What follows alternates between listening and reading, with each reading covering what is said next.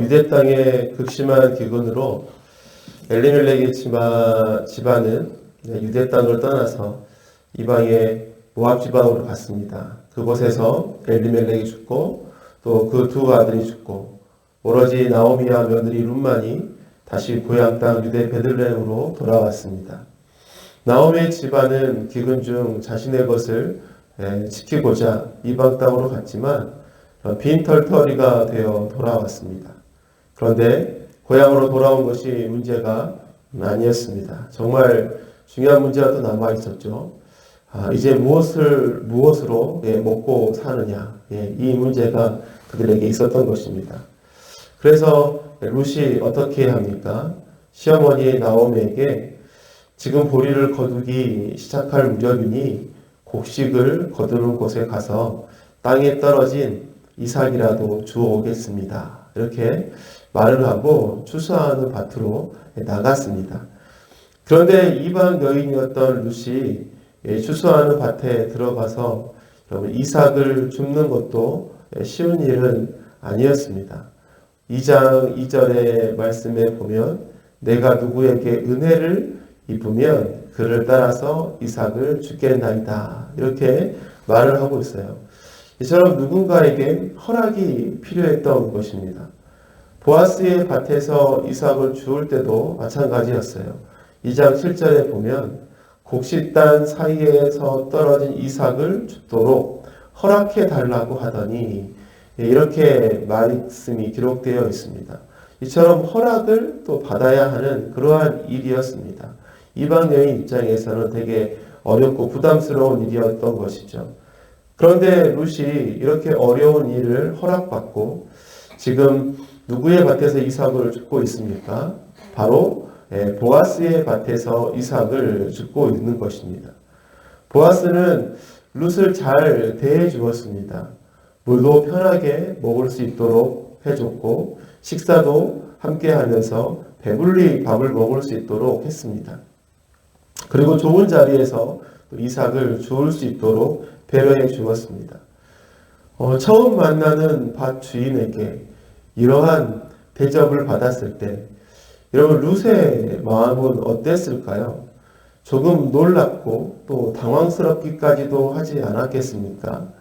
그런데 이 모든 것이 우리는 역사를 주관해 가시는 여호와 하나님의 손길이었다라는 것을 우리는 기억해야 할 것입니다. 본문 2장을 시작하면서 1절에서 엘리멜렉의 친척 보아스에 대한 언급을 해주고 있었습니다. 그 언급을 시작하면서 2장의 스토리가 전개가 되었지요. 결국은 이 우연을 가장한 하나님의 필연적인 만남이 기다리고 있다는 것을 암시해 주는 것이었습니다. 이처럼 보이지 않는 놀라운 그 하나님의 손길이 룻의 삶을 인도해 가셨던 것이죠. 그래서 오늘은 하나님의 손길이라는 제목으로 잠깐 말씀을 생각해 보고자 합니다. 첫째로는 하나님의 손길은 룻을 보호하시는 손길이었습니다.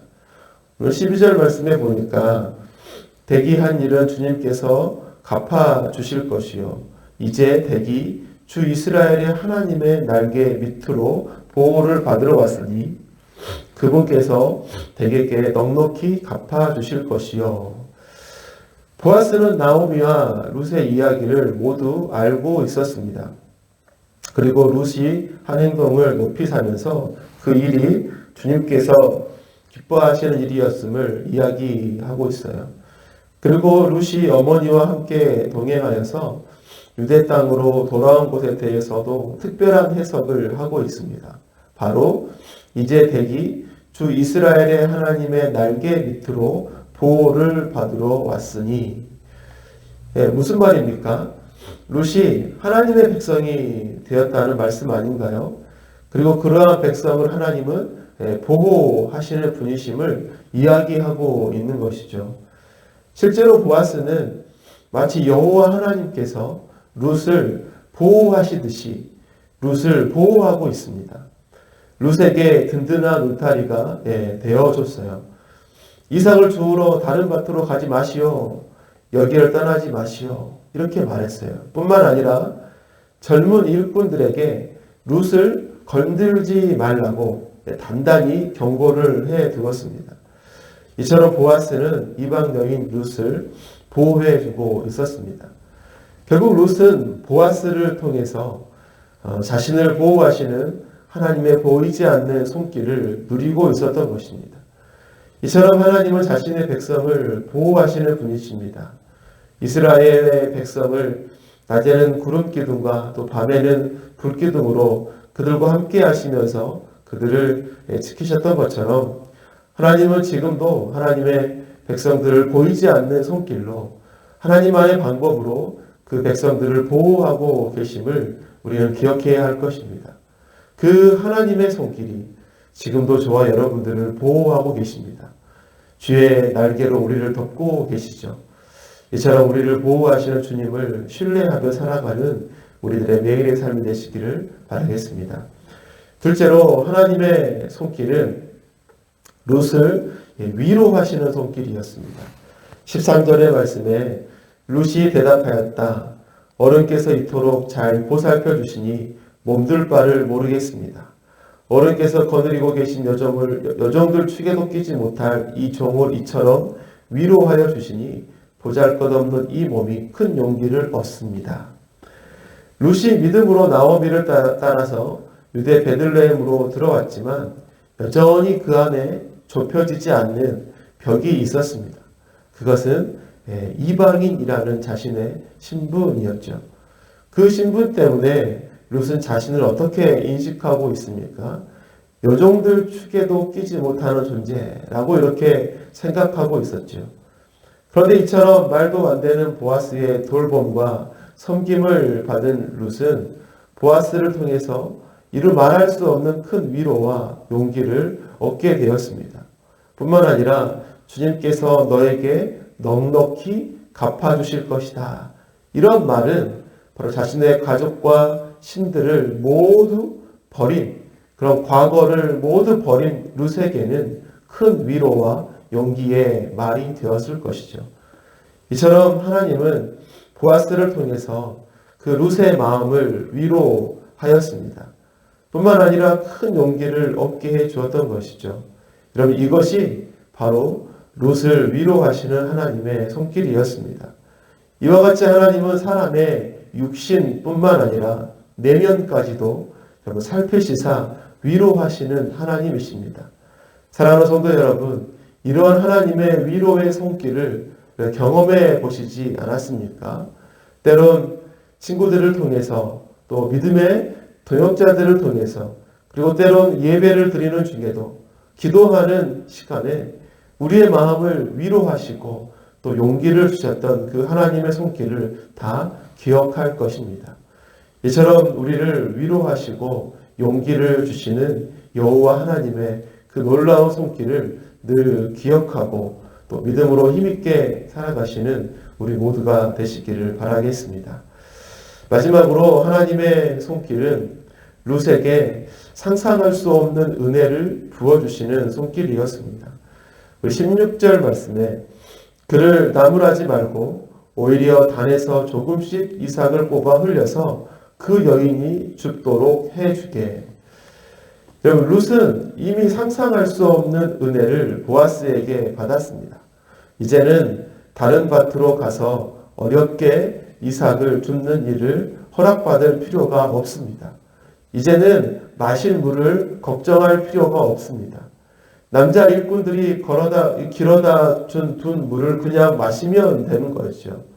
그리고 다른 사람들이 자신을 괴롭히지 못하도록 보아스가 보호해 주었습니다. 이것만으로도 엄청난 보살핌과 은혜를 받은 것이죠.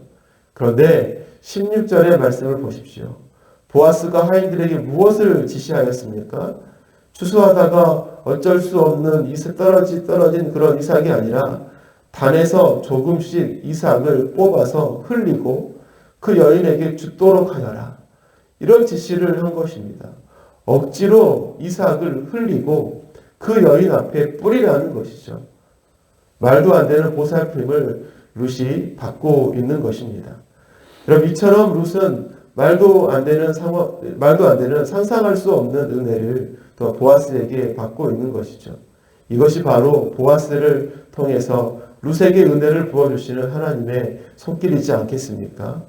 사랑하는 여러분, 하나님의 은혜는 이처럼 우리가 감히 상상할 수 없는 그런 풍성한 은혜인 것임을 우리는 기억해야 할 것입니다.